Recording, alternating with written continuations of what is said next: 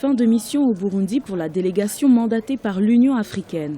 Après 48 heures passées dans la capitale Bujumbura, la délégation mandatée par l'Union africaine a pris congé vendredi 26 février 2016. Les 5 chefs d'État et de gouvernement africains, dépêchés pour inciter tous les protagonistes burundais au dialogue inclusif, ont quitté le Burundi. Peu d'informations ont été communiquées sur l'issue de cette réunion. Seul le communiqué du gouvernement fait office de bilan. Son Excellence, M. Pierre Nkurunziza, a réaffirmé sa détermination à engager le peuple burundais dans le dialogue politique inclusif, en conformité avec la résolution 2248 du Conseil de sécurité des Nations Unies. Celle-ci appelle au dialogue le gouvernement et les parties prenantes pacifiques concernés.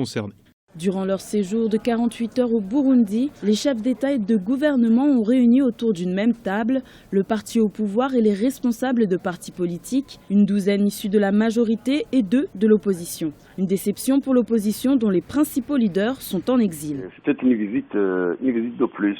Conseil de sécurité, secrétaire général des Nations Unies, chef d'État, une délégation de haut niveau de l'Union africaine pour accoucher d'une souris. La déception est totale, mais il y a un seul point positif, c'est que le peuple burundais doit comprendre qu'il doit compter sur ses propres forces.